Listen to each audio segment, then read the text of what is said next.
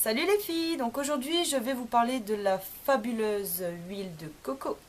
Donc c'est vraiment, je m'avance beaucoup, mais la meilleure huile au monde de par le fait qu'elle est la seule à pénétrer la fibre capillaire. Donc vous allez la trouver donc sous forme solide, ce qui fait que vous allez devoir la faire tremper dans de l'eau chaude à très chaude pour la liquéfier et ensuite à température ambiante elle va se resolidifier. Donc sachez que c'est la seule huile qui est composée de 50% d'acide laurique qui est en affinité donc avec les protéines des cheveux donc qui les relient entre elles. Voilà pour ceci. Donc j'ai fait des petites notes parce que sinon je ne m'en sors pas du tout avec ce que j'ai à vous dire. Donc l'acide laurique donc, est capable de pénétrer l'intérieur du cheveu et donc ces effets se voient à très long terme. Donc sachez qu'une huile classique, elle, va faire briller, va nourrir vos cheveux.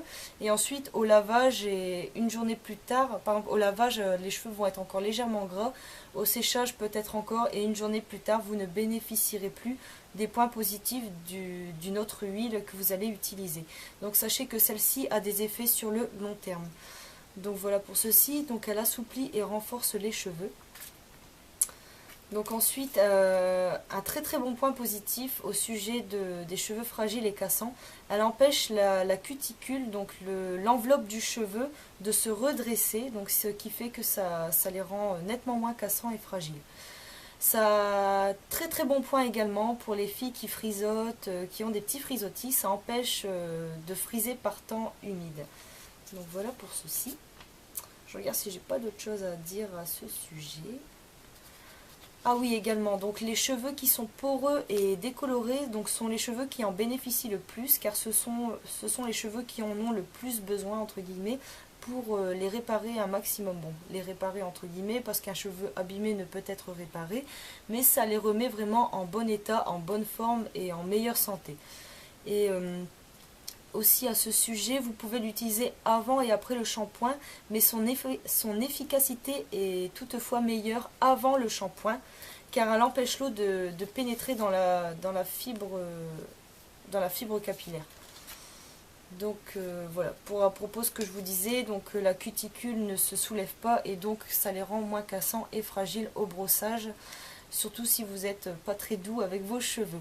Donc vraiment c'est la seule huile végétale à avoir ses bienfaits et c'est génial. Je l'ai su il n'y a pas très très longtemps, ça fait quelques mois et c'est vrai que depuis que je l'utilise, je constate une différence par rapport aux autres huiles. Bon, ceci étant dit que j'utilise encore les autres bien évidemment, mais quand j'ai besoin de faire un bon gros bain d'huile, ben, j'hésite pas sur l'huile de coco qui d'ailleurs est à moitié et que je vais finir par racheter parce que vraiment elle est superbe.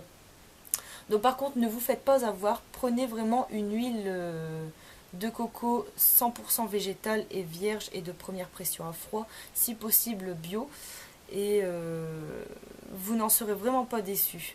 Donc voilà pour ceci. Donc Aromazone n'en dit pas plus sur son propre site, il dit juste qu'elle est émolliente et protectrice. Donc elle s'emploie aussi pour redonner brillance et vigueur aux cheveux, mais elle est beaucoup plus que ça, elle est beaucoup plus que ce qu'on dit, et ça a été prouvé sur de nombreuses testeuses. D'ailleurs sur le net ça circule pas mal, et sachez que ça a été aussi prouvé de façon, je sais pas comment vous dire, de façon courante. Je veux dire, il y a tellement de personnes qui en parlent que c'est évident, c'est sûr quoi. Donc vraiment, je vous la conseille, vraiment, même pour un basique, pour un indispensable à avoir chez soi, c'est vraiment quelque chose à avoir. C'est vraiment pas mal du tout. Donc voilà au sujet de cette huile qui est vraiment magnifique.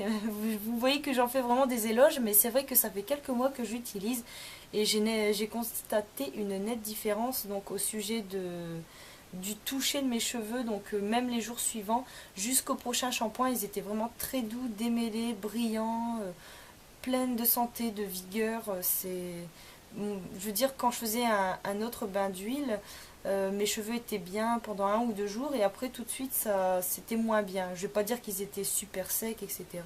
Mais tout de suite ils étaient un peu moins doux. Je ressentais moins comme ça.